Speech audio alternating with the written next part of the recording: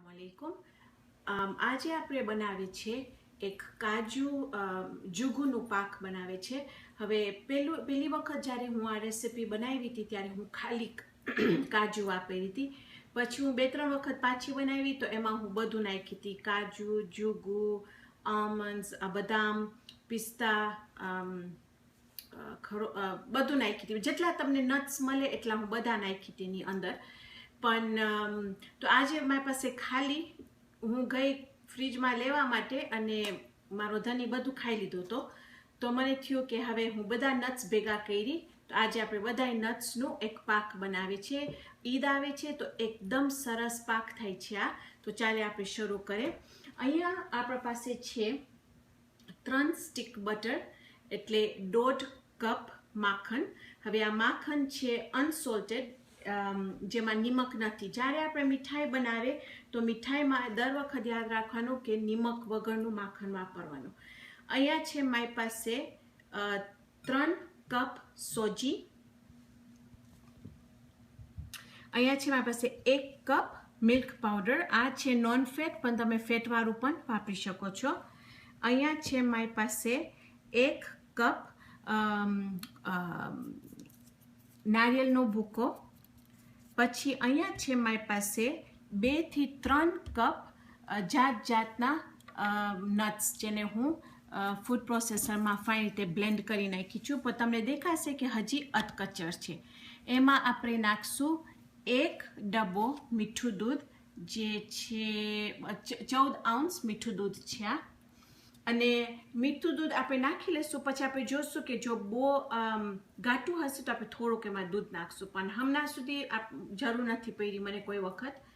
એમાં આપણે ઉપર છાંટવા માટે આપણે નાખશું પિસ્તા, જેને સાવ પાવડર કરી નાખી છું, રોઝ એસન્સ તમને જો ગમે તો, વનીલા એસન્સ તમને ગમે તો, નિમક સાવ ચપટીક, એમાં આપણે નાખશું જાયફળનો પાવડર અને એલચીનો પાવડર, અને છેલ્લે બાકી આપણે નાખશું એમાં ધોળી ખસખસ। તો ચાલો આપણે શરૂ કરીએ। ચૂલામાં પહેલાં આપણે માખણને, અને તમે જો રૂમ ટેમ્પરેચર બટર વાપરો તો બેટર છે, કારણ કે જલ્દી થઈ જશે। જો તમે ફ્રીજમાંથી કાઢીને નાખશો તો જરાક વાર લાગશે, તો તમારા ઉપર છે। હું ખાલી 2-3 કલાક પહેલાં કાઢી નાખું અને એ જ જે આપણું રેપર જે હું વાપરી રહી છું એને હું મારી જેમાં આપણે પાથરશું એના ઉપર આવી રીતે માખણ ચોપડી નાખીશ।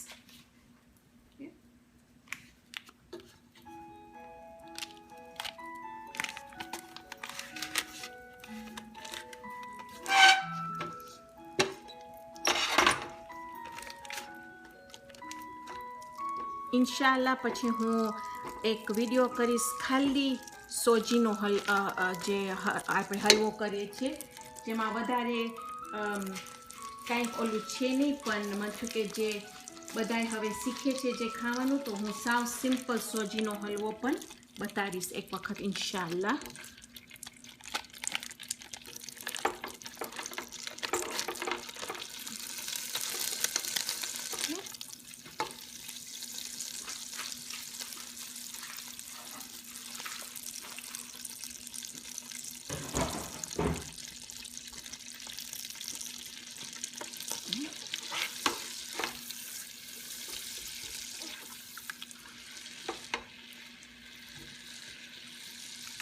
આપણું માખણ હવે સાવ ઓલું ઓગળી જવા આવ્યું છે।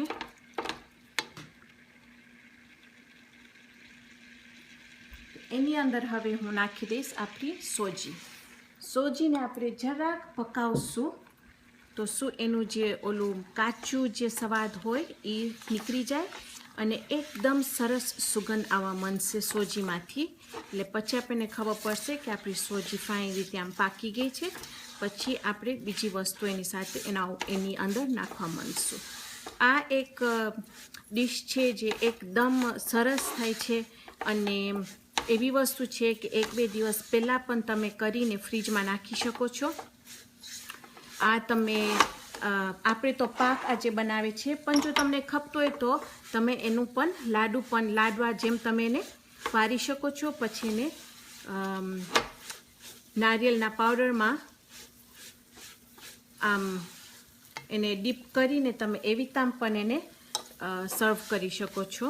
તો જાતની રીતે તમે આને સર્વ કરી શકો છો. તો હવે હજી આપણે સોજીને જરાક પકાવશું 2-3 મિનિટ માટે.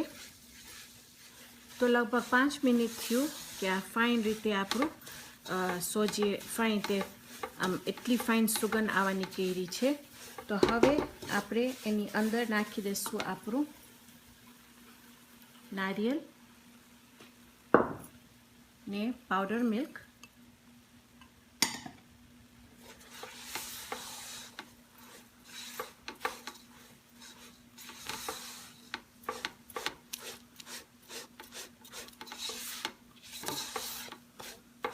તમે આવી વસ્તુ બનાવતા હો તો ચૂલા આગળ જ રહેવાનું કે શું દાજી ના જાય. અને તાપ પણ તમે મીડિયમ ઉપર રાખી શકો છો, મીડિયમ લો ઉપર.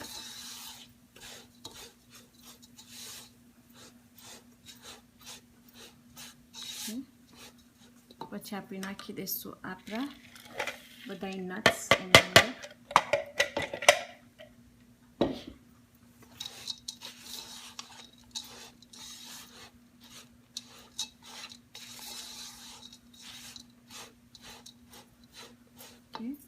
નાખશું એની અંદર લગભગ 2 ચમચી વનીલા, 2 ચપટી નિમક,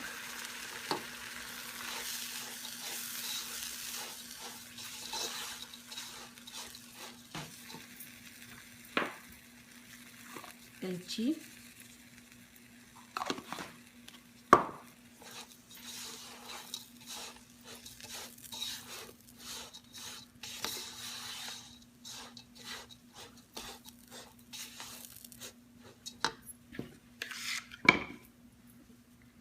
જાયફળ,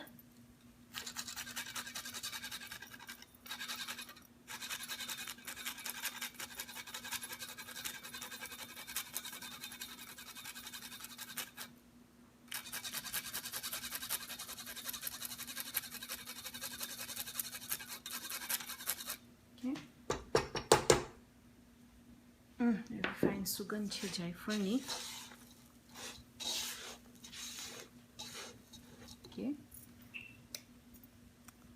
રોઝ એસન્સ,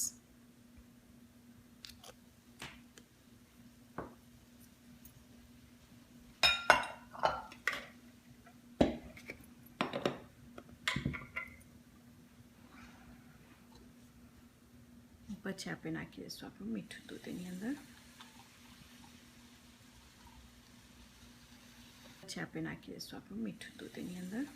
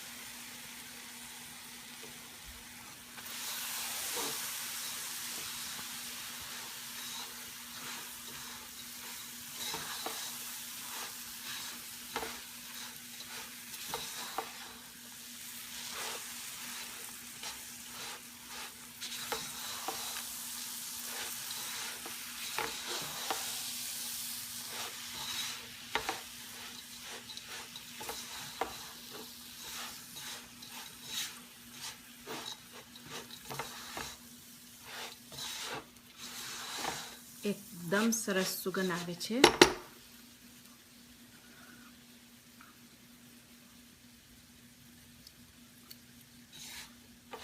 અને દર વખત તમે ચાખીને જોજો કે તમને જો ખાંડ ઓછી લાગે તો આ ટાઈમે તમે ખાંડ અંદર નાખી શકો છો વધારે.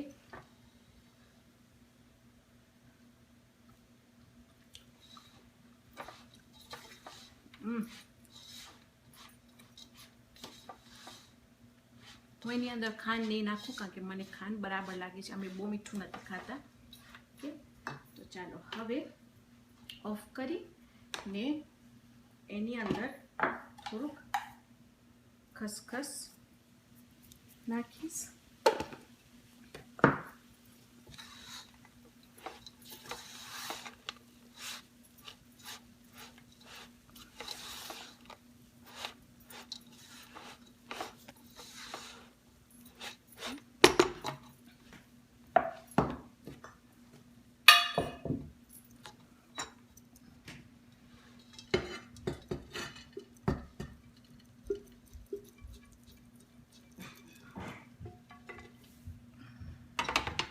કે હવે જે છે એ આપણે એને ફાઇન રીતે હવે તામ નાખશું, પાથરી નાખશું એને.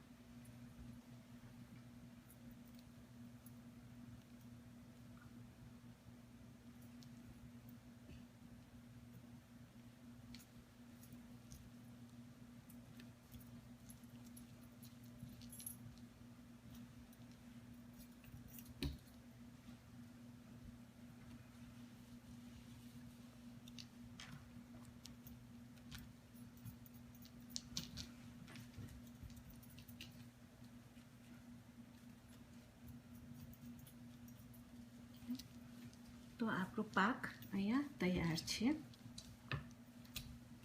હવે હું જરાક ખોપરીશ કે જરાક નવશેકું થાય એટલે હું એને કાપી દઈશ ને ઇન્શાલ્લાહ આ વિડીયો પછી હું તમને એક ફોટો રાખી દઈશ કે તમે જો કે હું એને કેવી તામ સર્વ કરીશ. તો ઇન્શાલ્લાહ આજે આપણે બનાવ્યા છે આપણું નટનું પાક. ઇન્શાલ્લાહ આવતી વખતે આપણે બીજી જબરદસ્ત રેસિપી બનાવશું. તો ત્યાર સુધી ખુદા હાફિઝ.